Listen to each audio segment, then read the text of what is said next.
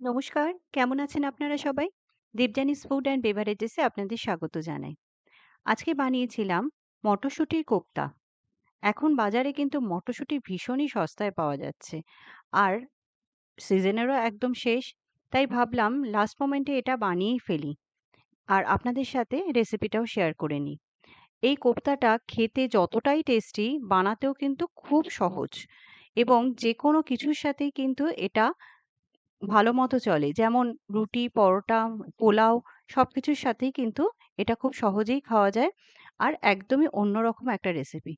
তাহলে চলুন রেসিপিটা দেখে নিন। আমি এখানে নিয়ে নিয়েছি ১ কাপ মতো মটরশুঁটি, আরও ১/২ কাপ মতো মটরশুঁটি আমি এখানে দিয়ে দিচ্ছি। এর মধ্যে আমি দিয়ে দিচ্ছি ১ মুঠো মতো ধনেপাতা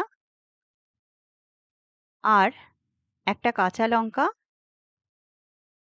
আর ১/২ চামচ মতো আদা বাটা। এটাকে আমি জল ছাড়া একটা পেস্ট বানিয়ে নেব। এখানে দেখুন পেস্টটা তৈরি হয়ে গেছে। একদম কিন্তু জল ছাড়া একটা মিহি পেস্ট আমি বানিয়ে নিয়েছি। এখানে আমি কিছুটা বেসন একটু ড্রাই রোস্ট করে নিয়েছি। এখানে ২ টেবিল স্পুন মতো আমি এখানে দিয়ে দিলাম। আর এখানে দিচ্ছি সামান্য একটু ধনের গুঁড়ো, একটু হলুদ গুঁড়ো, এখানে দিচ্ছি আমচুর পাউডার,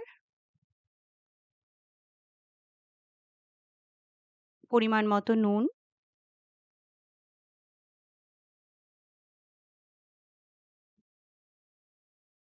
আর চিনির গুঁড়ো।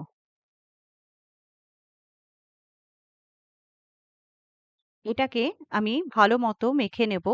যদি প্রয়োজন হয় আমি বেসন আরেকটুও অ্যাড করব। আপনারা বেসনের জায়গায় কিন্তু ছোলা ছাতুও ইউজ করতে পারেন।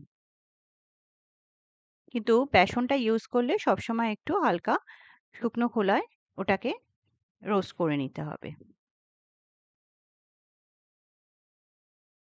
এখানে দেখুন এটাকে আমি ভালো মতো মেখে নিয়েছি। এবার একটা বাটিতে আমি সামান্য তেল নিয়ে নিয়েছি এবং হাতের মধ্যে তেলটা লাগিয়ে এটার ছোট ছোট বল বানিয়ে নেব।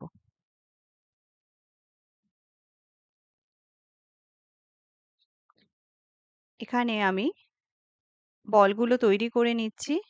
কিন্তু বল বানানোর সময় আমার মনে হচ্ছে এখানে এটা কিন্তু আরেকটুও বেসনের দরকার। সেইজন্য আমি সামান্য আরও ১ টেবিল স্পুন মতো বেসন দিয়ে এটাকে গোল না করে এভাবে চ্যাপ্টা বলের আকার দিয়ে নিয়েছি। এবার এখানে সামান্য একটু তেল নিয়ে নিয়েছি। আমি একটা আগে ছেড়ে দেখলাম এটা ছেড়ে যাচ্ছে কিনা। কিন্তু এটা ছেড়ে যাচ্ছে না। খুব সুন্দরভাবেই কিন্তু এটা ভাজা হয়ে যাচ্ছে। এগুলোকে এভাবেই অল্প তেলে ভেজে নেব। এটা কিন্তু ডিপ ফ্রাই করার কোনো দরকার নেই। এবার সবকটাই আমি এখানে ছেড়ে দিচ্ছি এবং মিডিয়াম ফ্লেমে এগুলোকে হালকা করে একটু ভেজে নেব। খুব বেশিক্ষণ কিন্তু এটা ভাজতে লাগে না। খুব সহজেই এটাতে কালার ধরে নেয়। এখানে দেখুন এটা কিন্তু আমার সুন্দর মতো কালার ধরে নিয়েছে। এটা কিন্তু আর বেশি ভাজার দরকার নেই। এবার এগুলোকে নামিয়ে নেব। আমি সবকটা ব্যাচই কিন্তু একইভাবে ভেজে নিচ্ছি।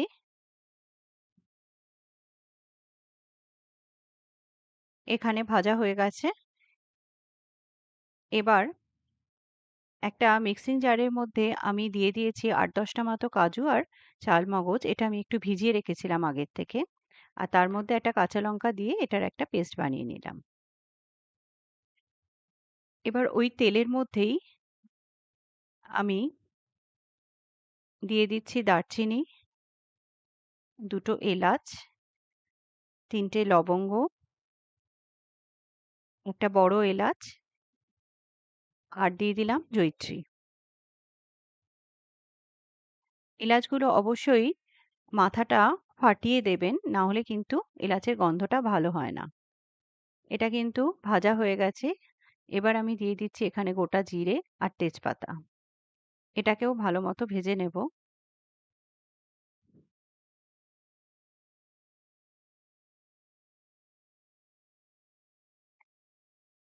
জিরেটা ভাজা হয়ে গেছে। এবার আমি এখানে দিয়ে দিলাম একটা বড় টমেটো এখানে আমি ক্রাশ করে রেখেছিলাম। সেটা আমি এর মধ্যে দিয়ে দিলাম। যদি ছোট সাইজের হয় তাহলে ২ টো টমেটোও দিতে পারেন। দিয়ে দিচ্ছি সামান্য একটু আদা বাটা। এবার মসলার সাথে এই টমেটোটা ভালো করে একটুখানি কষিয়ে নেব।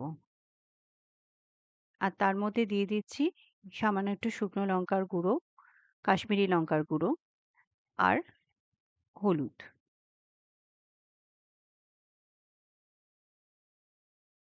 টমেটোটা একটু কষিয়ে নেব।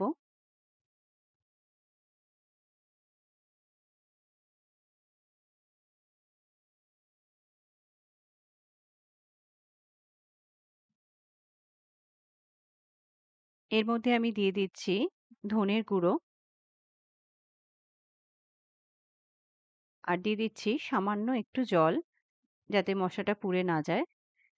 এবার এটার সাথেও এটা ভালো করে কষিয়ে নেব।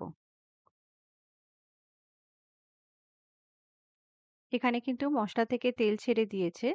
এরপর আমি এখানে দিয়ে দিলাম যেই পেস্টটা আমি করে রেখেছিলাম কাজু আর চালমগজের সেইটা।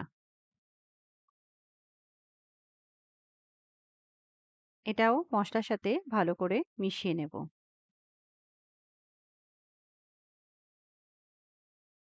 এখানে আমি দিয়ে দিচ্ছি পরিমাণ মতো নুন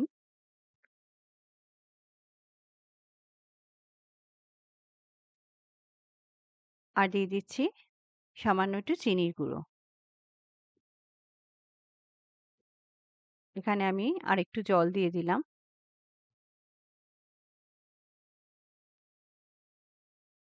এখানে ২ টো কাঁচা লঙ্কা আমি মাঝখান দিয়ে কেটে এরই মধ্যে মিশিয়ে দিলাম। এটা কিন্তু মশলাটা অনেকটাই কষে গেছে। এবার মিক্সির মধ্যে যেইটুকুনি লেগেছিল সেটা ধুয়ে সেই জলটাও এর মধ্যে মিশিয়ে দিলাম। আরেকটু পরিমাণ মতো জল আমি এখানে দিয়ে দিচ্ছি। এর মধ্যে আরেকটুও নুন দিয়ে দিচ্ছি আমি আর চিনি দিয়ে দিচ্ছি। যেহেতু এর মধ্যে জলটা অ্যাড করলাম। এবার সবকটা কোপ্তা আমি এখানে ছেড়ে দিচ্ছি।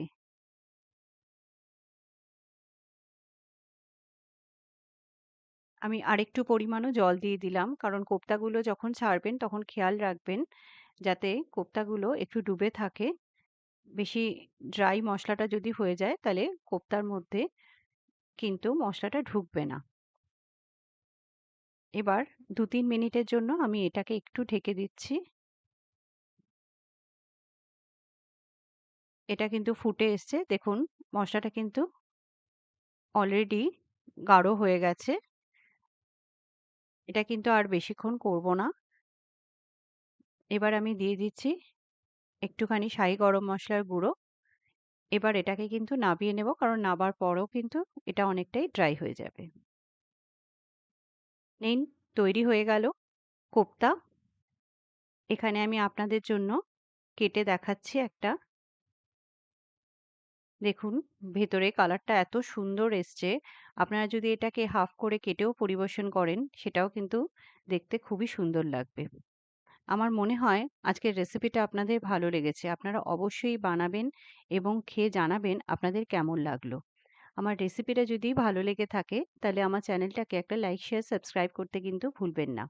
আর বেল আইকনটা প্রেস করে দেবেন আমার পরবর্তী ভিডিও নোটিফিকেশন পাওয়ার জন্য।